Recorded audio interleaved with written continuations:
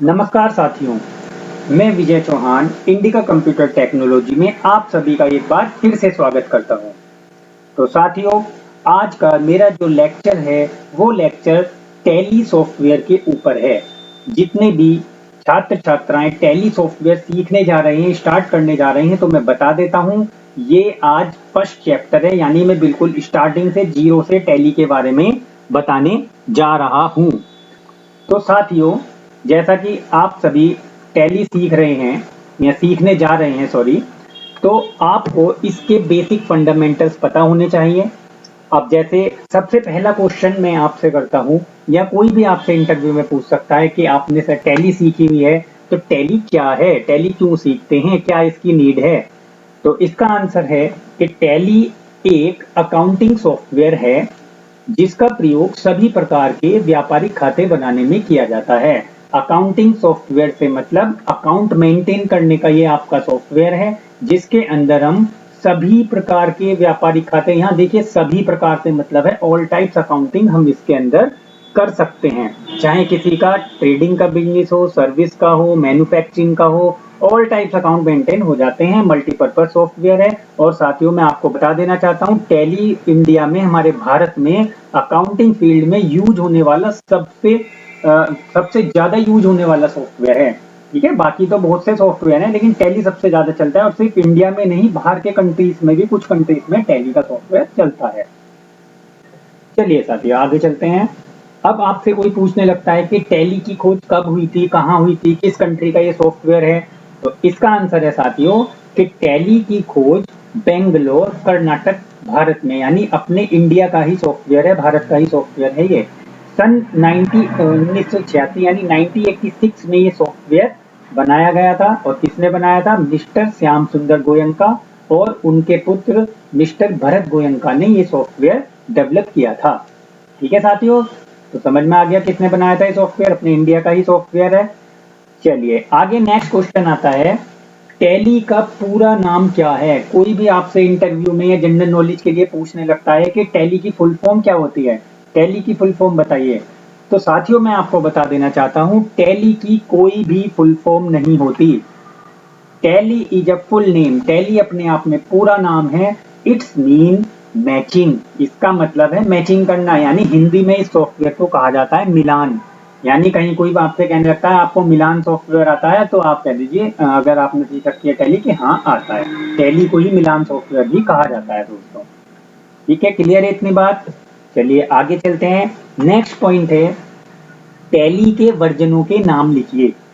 Tally के वर्जनों से मतलब साथियों यहाँ पर है, टैली कितने टाइप की होती है, कितने प्रकार की है। अब जैसा कि मैंने अभी थोड़े इससे लास्ट स्लाइड में बताया था आपको कि टैली का जो सॉफ्टवेयर है 1986 में ही आ चुका था। अब साथियों, ऐसा तो है नहीं कि 1986 से लेके आज तक टैली का वही सॉफ्टवेयर चलता आ रहा होगा।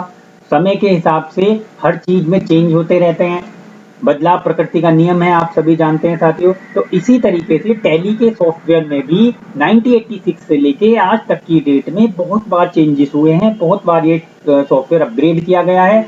और जब भी कोई कंपनी अपने सॉफ्टवेयर को अपग्रेड करती है, मार्केट में नया लाती है, तो उसका नया वर्जन यानी नए नाम से उतारती है, यानी एक नया रूप ही नया वर्जन कहलाता है। जैसे मैं एक आपको नॉर्मल एग्जांपल देता हूं, आप नॉर्मली स्कूटी चलाते हैं, कोई एक्टिवा है जैसे, तो पहले एक्टिवा आई, फिर एक्टिवा 2G, फिर एक्टिवा 3G आई, 4G, 5G, इस तरीके से 6G आई, और आगे भी इस तरीके से आते रहेंगे। तो क्या चेंजेस होते हैं?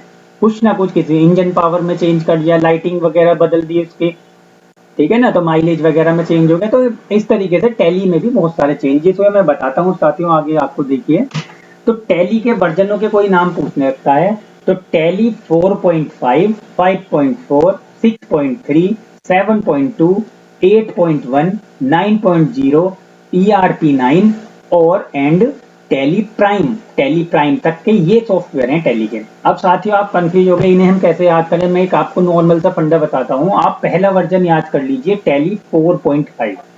ठीक है साथियों, 4.5। अब आप ध्यान देना कि इसमें जो फर्स्ट वाली डिजिट है यानी 4, ये तो बढ़ती गई है आगे के वर्जनों में, और जो पीछे वाली है ये घटती गई है। जैसे देखिए 4 के बाद यहाँ 5 आई, फिर 6, 7, 8, 9, ठीक है ना साथियों।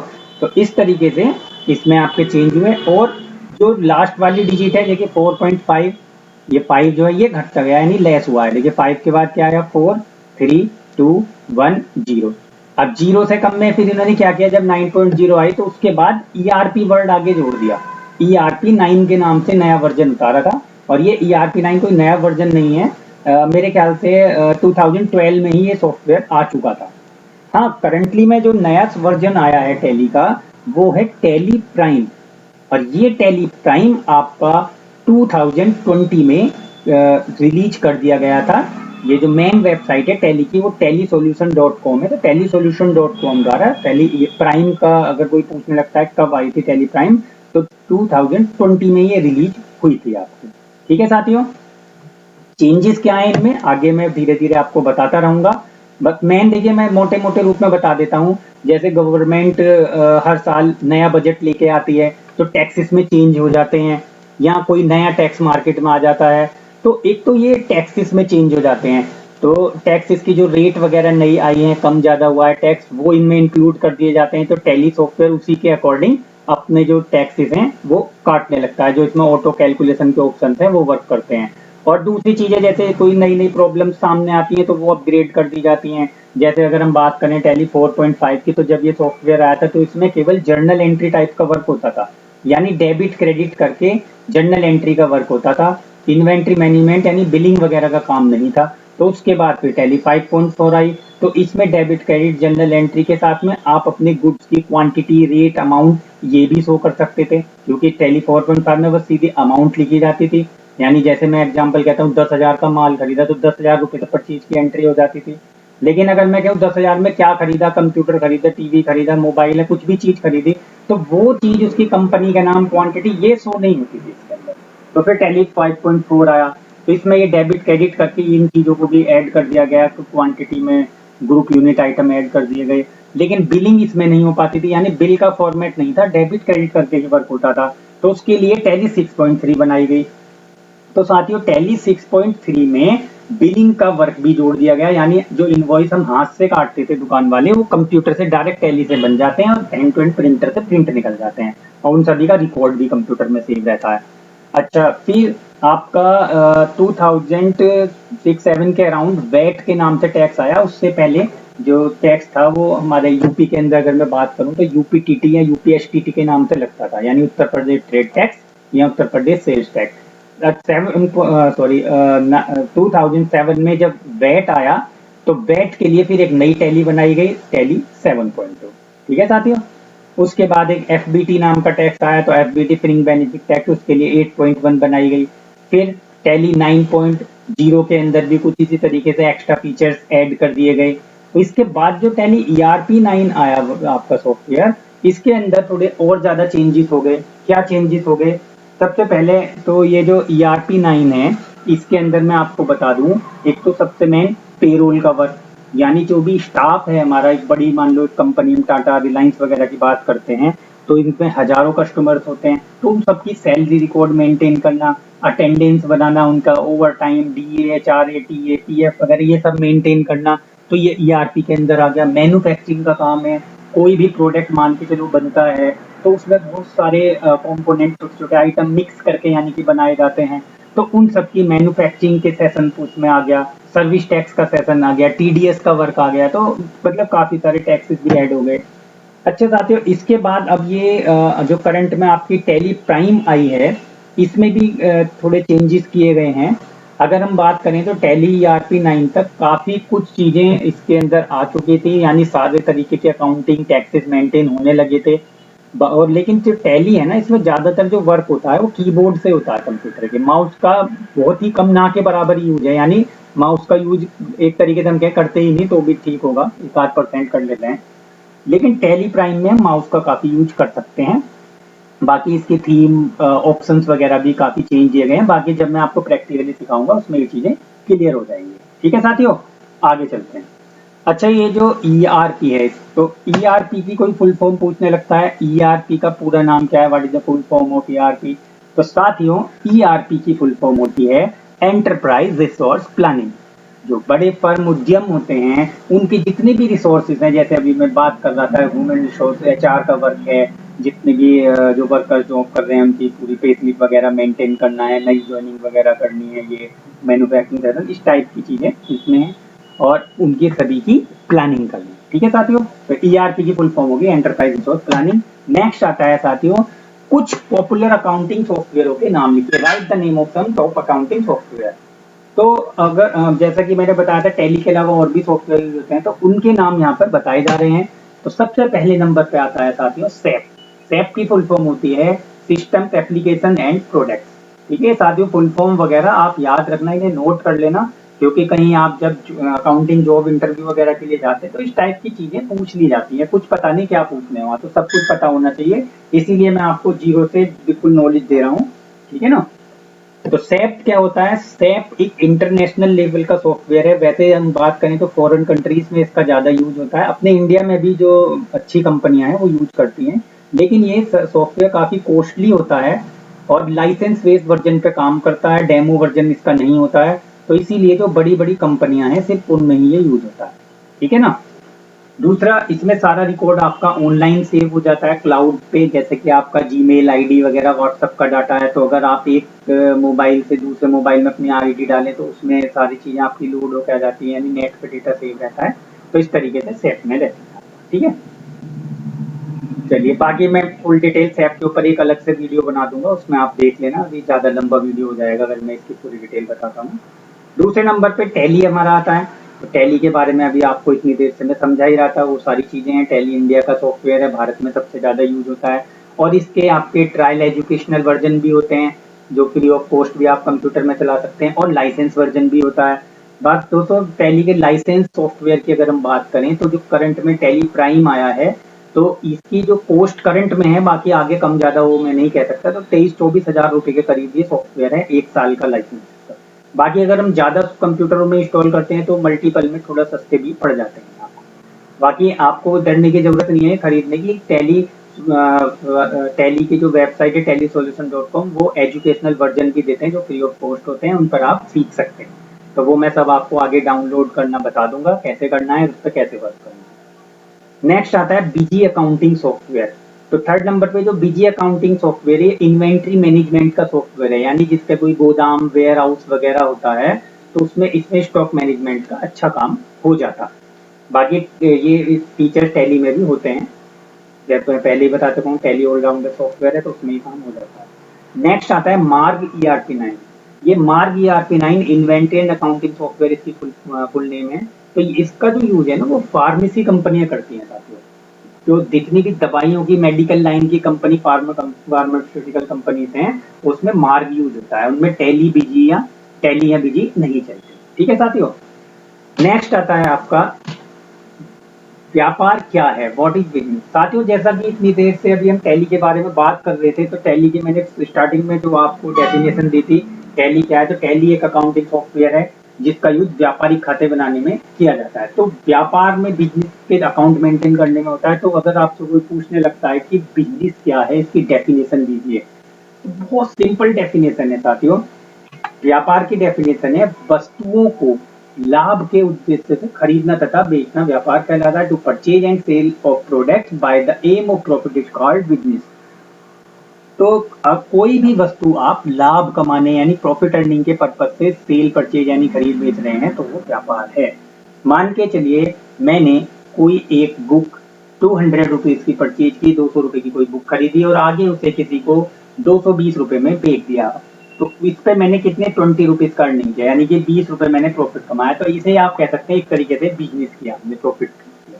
ठीक है, ये तो एक मैंने सिंपल लैंग्वेज में बता रहा हूँ, दुकानदार करते हैं आप सभी जानते हो। हाँ, तो ये व्यापार कहलाएगा क्योंकि मैंने 20 रुपए इसके ऊपर कमाए हैं, 200 रुपए की चीज 220 रुपए में बेची है, सेल की है। ठीक है। हाँ, अगर मैं उस बुक को मान लो 200 रुपए की खरीदी और उसे अपने फ्रेंड को 200 रुपए में ही दे दिया, या अपने भाई को फ्री में दे दिया, किसी को गिफ्ट में दे दिया, दान में दे दिया, तो वो व्यापार नहीं कहलाएगा। ठीक है साथियों, वो कहलाएगा सोशल वर्किंग, समाज सेवा। आप जो फ्री में या ऐसे ही गिफ्ट में कोई भी चीज दे रहे हैं, यानी कि यहाँ बात जो ध्यान करने की वो है लाभ का उद्देश्य, एम ऑफ प्रॉफिट। आपको लाभ कमाना जरूरी है, कोई चीज कम की खरीद के ज्यादा में बेच रहे हैं तो आप व्यापार कर रहे हैं। अब कुछ लोग कहेंगे जी नुकसान भी हो जाता है, 200 की हो सकता है 180 में बिकी, मार्केट डाउन हो गया। तो साथियों वो तो मार्केट अप डाउन होने से होता है, उसका उद्देश्य हमारा नहीं होता घाटा करना। हम ये थोड़ी इसलिए थोड़ी खरीदते हैं कोई चीज के 200 की खरीदेंगे और उसे 150 की या 180 की बेचेंगे। हम तो यही सोचते हैं ना ज्यादा की बेचेंगे, तो उद्देश्य क्या हुआ हमारा, प्रॉफिट कमाना। अब मार्केट डाउन से लॉस हो गया वो चीज एक अलग है। तो ये आपने इतना भी बता दिया तो समझो आपको बिजनेस की डेफिनेशन बिल्कुल सिंपल सोबर हो। ठीक है। नेक्स्ट आता है साथियों, पैसा क्या है। साथियों रुपया पैसा यानी अर्निंग जो होती है वो दो तरीके से की जाती है, या तो व्यापार करके बिजनेस के थ्रू, या फिर प्रोफेशन से। प्रोफेशन को का हिंदी वर्ड होता है पैसा। तो दोस्तों पैसा क्या है, तो पैसा क्या होता है आपका, बिना कुछ खरीदे बेचे लोगों की सेवा करके यानी उनका काम करके जॉब करके जो आप धन कमाते हैं वो पैसा कहलाता है। मान के चलिए कोई भी एक अकाउंटेंट की ही मान लीजिए आप जॉब करते हैं, तो आप वहां जॉब में अकाउंटेंट में क्या करेंगे, कंपनी के खाते बनाएंगे जाके, ठीक है ना। तो आप वहां पे वो सेल परचेज तो कर नहीं रहे, आपका वो व्यापार तो है नहीं, आप तो वहां जॉब कर रहे हैं। आप जो जॉब कर रहे हैं वो ओनर जो होगा वहां पे वो आपको सैलरी देगा। तो आपका जो वर्क हुआ वो पैसा हुआ, प्रोफेशन, वो व्यापार नहीं हुआ। व्यापार में सेल परचेज होती है, खरीद बिक्री, लेकिन इसमें बिना कुछ खरीदे बेचे, यानी जब कुछ खरीदना बेचना ही ना करें। नॉर्मल में कि जितने भी जॉब हैं, डॉक्टर इंजीनियर टीचर वगैरह, ये सभी आपकी प्रोफेशनल है यानी पैसा है, ये व्यापार नहीं है। क्योंकि सर्विस देके जब उनसे पैसा मिलता है, मेहनत मजदूरी या सैलरी जो भी होती है वो मिलती है। नेक्स्ट आता है साथियों, व्यापार करने के लिए किस वस्तु की आवश्यकता होती है। अगर आपको कोई बिजनेस करना हो तो क्या चाहिए, तो नॉर्मल भाषा में आप कहेंगे जी रुपये पैसे की आवश्यकता होती है, रुपये पैसे चाहिए, धन लगाएंगे, उसी से माल खरीदेंगे, दुकान वगैरह खरीदेंगे या फर्नीचर बेचेंगे। हाँ साथियों बिल्कुल सही कहा आपने ये, लेकिन आपने सिंपल वर्डों में कहा है। तो इसमें वैसे जो कहा जो धन की बात जो आपने बात की रुपये पैसे की, कॉमर्स की भाषा में, अकाउंट की भाषा में उसे कहा जाता है पूंजी। तो व्यापार करने के लिए हमें पूंजी की आवश्यकता होती है, पूंजी को कहा जाता है इंग्लिश में capital. Capital is firstly required to do any business. किसी भी बिजनेस को स्टार्ट करने के लिए पूंजी की आवश्यकता होती है। पूंजी क्या है, व्यापारी द्वारा अपने घर से व्यापार में लगाया गया धन पूंजी कहलाता है। जो रुपया पैसा आपने बिजनेस स्टार्टिंग में जो एस्टेब्लिशमेंट में आपने बिजनेस की शुरुआत में साथियों जो धन लगाया है ना, वो कैपिटल होता है। जैसे नॉर्मली किसी ने कोई दुकान को ली सीधी है ना, तो लोग आप पूछते हैं जी हाँ जी बढ़िया कर दिया काम, ये वो अच्छा लग रहा है, कितने पैसे लग गए आपके, तो वो कहेगा जी 5 लाख रुपए लग गए मेरे लगभग इसमें सारा जो दुकान सेटअप की है। तो वो 5 लाख रुपए जो लग गए वो क्या है, पूंजी। यहाँ कहेगा जी 5 लाख की जमा पूंजी लग गई मेरी, तो यहाँ जिंदगी भर की मेरी तो जमा पूंजी यहाँ लग गई जी। तो जमा पूंजी का मतलब वही धन है जो आपने अपना घर में रख रखा था, जमा कर रखा था, तो उसे व्यापार में लगाते हैं, उसको कैपिटल कहा जाता है। चलिए नेक्स्ट आता है साथियों, उत्पादन के 5 उपादानों के नाम लिखिए। Write the 5 factors of production. जो अच्छा अभी साथियों हमने जो पीछे व्यापार की बात की ना, तो व्यापार तो जैसे सिंपल भी हो गया, दुकान वाला कुछ भी चीजें खरीदने बेचने लगते हैं, वो तो नॉर्मल बिजनेस हो गया। लेकिन अगर आप कोई फैक्ट्री खोल रहे हैं यानी कि मैन्युफैक्चरिंग से रिलेटेड वर्क कर रहे हैं, तो वहां पर खाली कैपिटल से काम नहीं चलेगा। उसमें 5 चीजें आती हैं जो कि हैं, सबसे पहले लैंड। लैंड यानी कि भूमि या जमीन।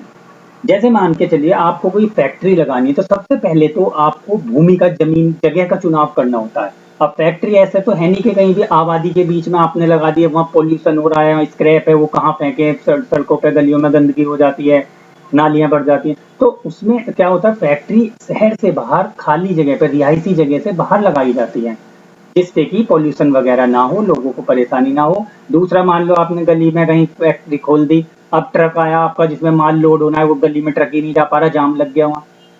तो इसीलिए सबसे पहला चुनाव होता है भूमि, यानी जमीन ऐसी जगह हो जहां पर वाहनों के आने जाने की सुविधा हो, पॉल्यूशन से कोई ज्यादा प्रॉब्लम ना हो, ठीक है ना, रिहायशी इलाके से दूर हो। और ये भी देखा जाता है साथियों कि इतनी ज्यादा दूर भी ना हो कि वहां से माल लाने ले जाने में भाड़ा जो फ्रेट होता है वो बहुत ज्यादा लग रहा है। तो ज्यादा दूर अगर कर लोगे तो आपका फ्रेट का एक्सपेंसेस ज्यादा बढ़ेगा, जो माल कच्चा माल आएगा या जो माल मैन्युफैक्चर हो चुका है वो जाएगा।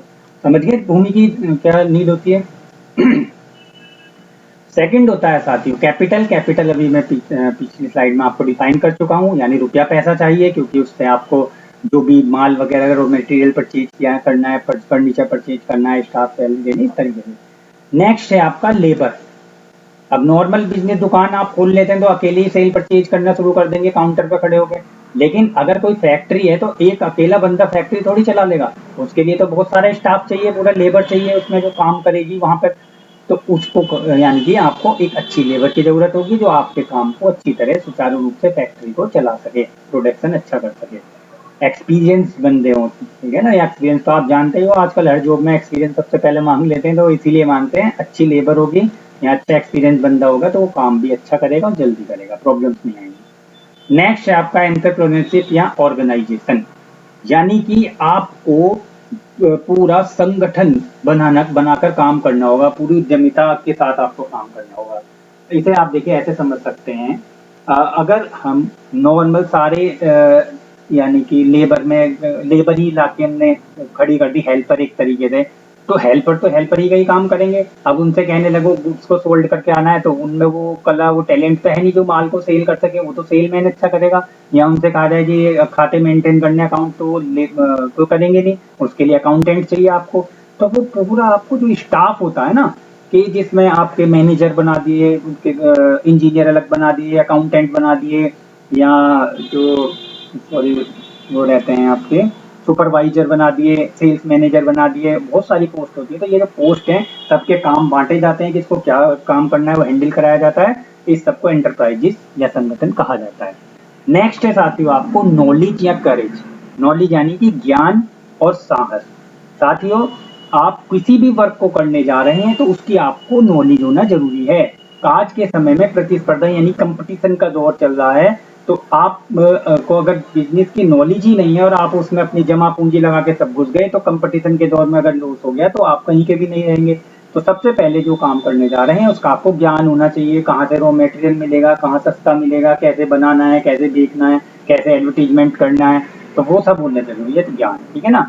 और साहस यहाँ इसलिए कहा गया है क्योंकि ज्ञान से ही साहस आता है।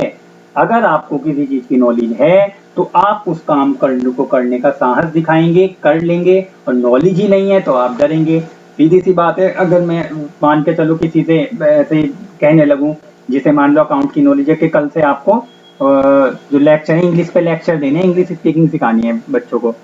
तो अब जो बंदा अकाउंट की नॉलेज का है, उसने इंग्लिश स्पीकिंग कभी कराई नहीं है, तो वो तो मना कर देगा, सर मैंने कभी कराई नहीं है, मुझे इतनी नॉलेज नहीं है, नॉर्मल बोल लेता हूँ, वो चीजें कर लगे, लेकिन समझाना सिखाना लगे तो वो साहस ही नहीं दिखाएगा।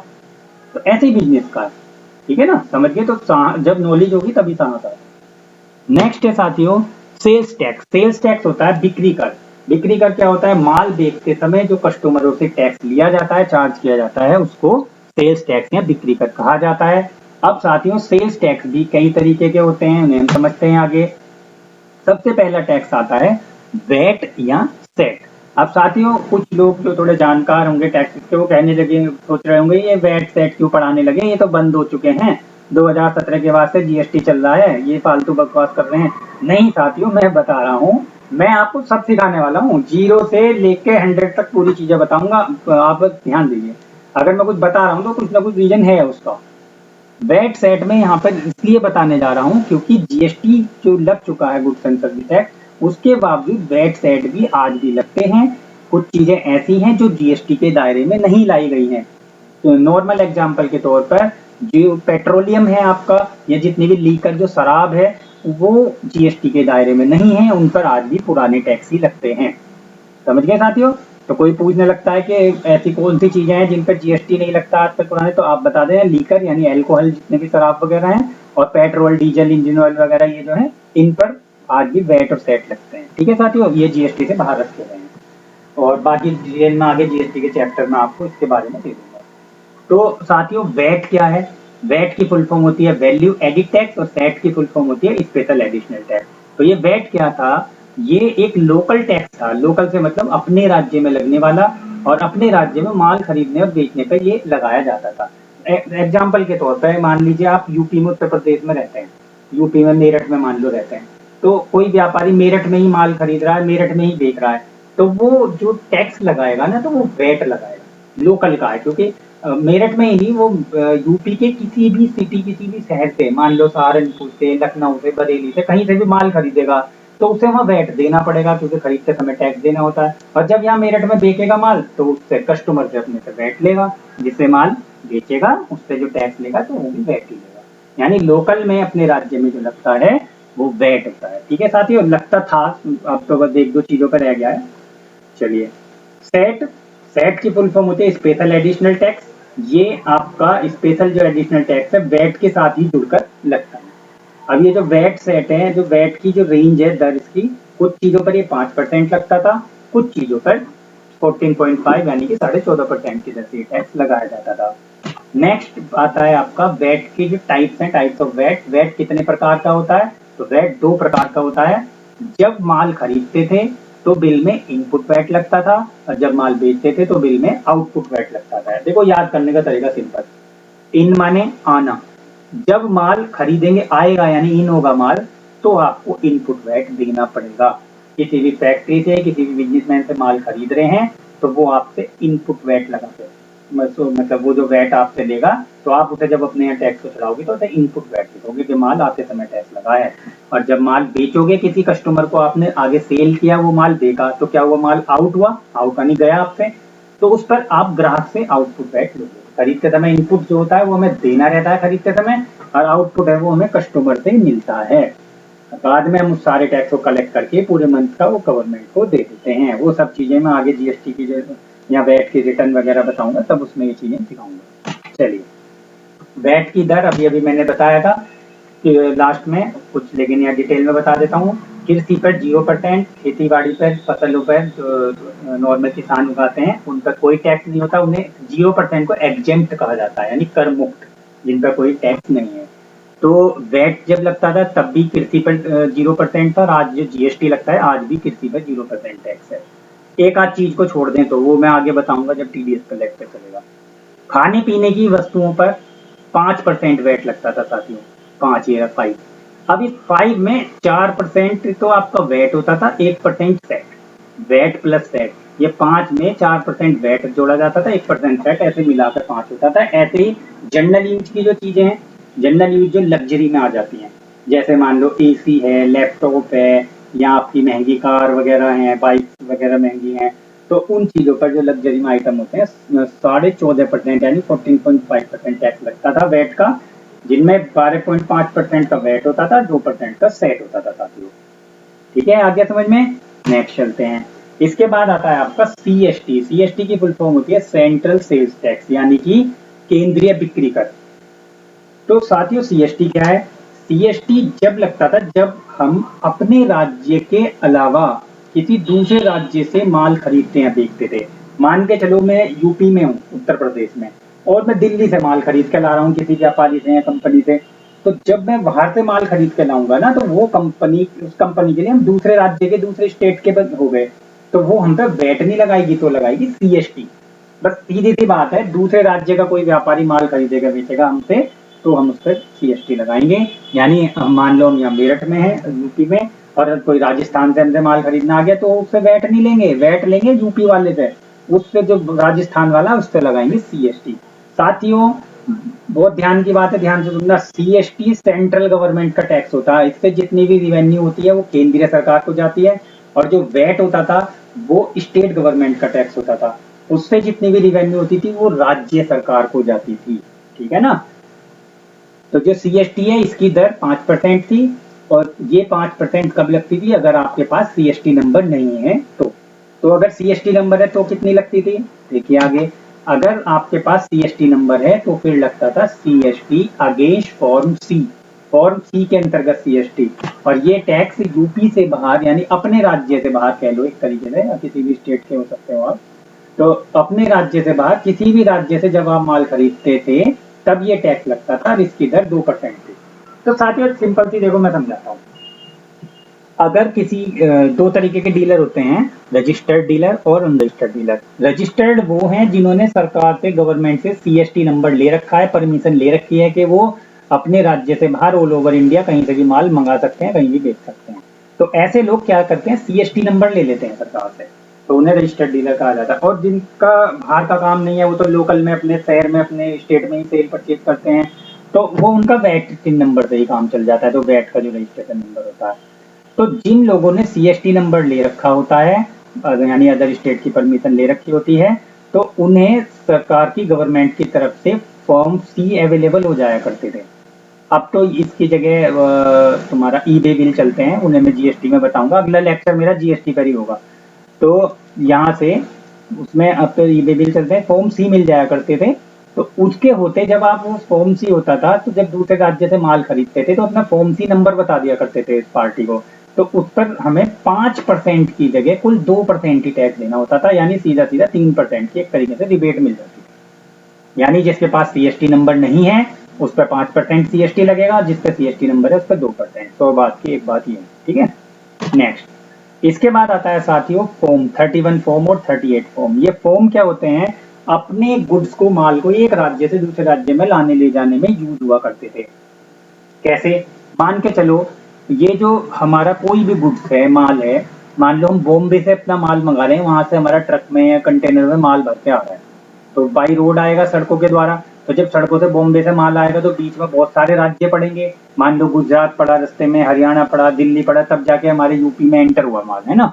तो जिस स्टेट से भी हमारी गाड़ी या कंटेनर गुजरेगा वो जो रास्ते से, तो हर स्टेट के बॉर्डर पे आपने देखा होगा चेक पोस्ट होते हैं, तो वहां पर ट्रकों को रोककर कागज चेक किए जाते हैं, माल वगैरह के बारे में इंक्वायरी ली जाती है। तो वहां पर क्या होता है, अगर आपने तो ये 31 फॉर्म नहीं बनवा रखा तो आपको जगह जगह रुक कर टैक्स देना पड़ेगा, क्योंकि वहाँ हर स्टेट की गवर्नमेंट कहेगी आप हमारे राज्य से माल ले जा रहे हो, हमें भी टैक्स दो। लेकिन हम वहां से माल ले जा रहे हैं सड़कों से, अब हम ऐसे जगह जगह टैक्स देते आएंगे, मान लो 10 स्टेट रास्ते में पड़े तो ऐसा तो 10 गुना टैक्स चला जाएगा हमसे। तो इस चीज से बचने के लिए होते थे 31 फॉर्म, और बाद में ये 38 फॉर्म के नाम से चलने लगा था, और अभी मैंने बताया था आजकल ये ई-वे बिल के नाम से चल रहा है। तो अगर आपने ये फॉर्म बनवा रखा है तो इसके होते, इस फॉर्म के होते आपको अन्य कहीं टैक्स नहीं देना पड़ता था, एक तरीके से परमिट हो जाता था आपका। आप बस उसे दिखाएंगे कागज को, अब चेक पोस्ट पर देखेगा वो भी सेल्स ऑफिसर जो भी है, अब वो आपकी गाड़ी पास कर देगा, ठीक है आपका माल यहाँ से वहां जाए, यानी कि अपनी ब्रांच से या जो फैक्ट्री से अपने फैक्ट्रियों से ब्रांचों में जब माल सप्लाई होता था तब इसका यूज होता था। तो इसका मतलब था कि आपका माल ब्रांच से हेड ऑफिस से या फैक्ट्री से ब्रांच में जा रहा है, बीच में किसी राज्य में बिकेगा नहीं, बिकेगा सिर्फ यहाँ लास्ट बॉर्डर पर जाके। तो जहां बिकेगा वहां टैक्स देना होगा, बीच में नहीं देना होगा। समझ गए साथियों? चल, इसके बाद एक आता है आपका सर्विस टैक्स। साथियों आप सोच रहे हो कि बहुत लंबा लेक्चर हो गया, इतनी सारी चीजें बता दी कैसे, अरे लास्ट टाइम में सर्विस टैक्स बता रहा हूँ, इसके बाद फिर इस चैप्टर को क्लोज करता हूँ। तो सर्विस टैक्स होता है सेवा कर। अच्छा, जो सर्विस टैक्स है क्या होता था, ये टैक्स उन लोगों को देना पड़ता था जो लोगों की सेवा करके पैसा कमाते थे। सेवा करके यानी कि बिना सेल परचेज के सर्विस देंगे, जैसे डॉक्टर हैं, इंजीनियर, कोरियर सर्विस हो गई, जितनी भी टेलीफोन कंपनियां हो गई। तो ये जो लोग होते हैं या ये जो इनका वर्क होता है, ये सेल परचेज नहीं करते, ये माल नहीं खरीदते बेचते। अब मान लो कोई डॉक्टर है, वो आपको माल थोड़ी खरीदेगा बेचेगा, आप डॉक्टर के पास जाएंगे, वो आपके दवा देगा आपको या आपको चेक करेगा, अपनी फीस लेगा। ऐसे इंजीनियर है, आपने कोई अपनी बाइक कार कुछ रिपेयर करवाई, कोई मकान बनवाया, तो वो अपना वो लेगा, जो भी रुपए पैसे फीस होती है एक तरीके से। तो वो आपको कुछ माल तो खरीद बेच नहीं रहा। एज ए कोरियर है, आपका कोरियर बेच देगी वो कंपनी। टेलीफोन कंपनी आपको बात करने की सेवा देती है, कुछ खरीदते बेचते तो है नहीं इनसे। जैसे मैं एयरटेल, BSNL, रिलायंस की बात करूं तो ये बात करने की सर्विस देते हैं। तो जहाँ फीस वर्ड आ गया कि उन पर फीस ली जाएगी, चार्ज लिया जाएगा, मंथली का कुछ हिसाब है, तो वो होता है सर्विस, सेवा देके जो पैसा कमाया जाता है, तो उन पर लगता था सर्विस टैक्स। और माल खरीदने बेचने पर जो लगता था वो लगता था हमारा सेल्स टैक्स, यानी वैट, सेट, CST, GST जो होते हैं।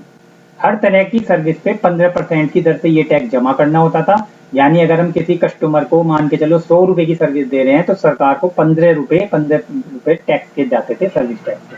लेकिन ऐसा नहीं है साथियों के हर किसी को ये देना पड़ता था। ये लगता था जिनका वर्ष में, ये नीचे देखिए 5वां पॉइंट, वर्ष में 9 लाख रुपए से अधिक की सर्विस देने पर सर्विस टैक्स नंबर लेना अनिवार्य था। जो एक साल में 9 लाख से ज्यादा की सर्विस लोगों को दे देता है, 9 लाख से ज्यादा रुपए अर्न करता है, उन पर लगता था सर्विस टैक्स। हर किसी पे नहीं लगता कि कोई छोटा मोटा अपना काम कर रहा है उस पर लगे। ऐसे ही वैट में होता है, 5 लाख से ज्यादा की किसी की सेल है एक साल में, तब लगता है उस पर वैट 3 नंबर उसे जब लेना होता है तो। अच्छा, तो ये पता लग गया 15% की दर से जाता था। ये हर 6 माह में सर्विस टैक्स ऑफिस में इसकी रिटर्न दाखिल करनी होती थी। और सर्विस टैक्स का ऑफिस अगर हम अपने सिटी मेरठ की बात करें तो ये मंगल पांडे नगर में है। यानी कि जो आप टैक्स अपना जमा करते हैं तो टैक्स दिया भी जाता है, लिया भी जाता है, तो उसकी जो रिटर्न फाइल होती थी, जैसे इनकम टैक्स की आईटीआर आप लोग जानते होंगे, आईटीआर फाइल होती है वो 1 साल बाद होती है, सर्विस टैक्स की हर 6 महीने पर होती है। चलिए, समझ में आ गया सर्विस टैक्स। तो आज के लिए मैं इतना ही रखता हूं साथियों। आप सभी का वीडियो देखने के लिए बहुत बहुत धन्यवाद, और आगे के लेक्चर में मैं आपको जीएसटी के टैक्स के बारे में बताऊंगा, समझाऊंगा।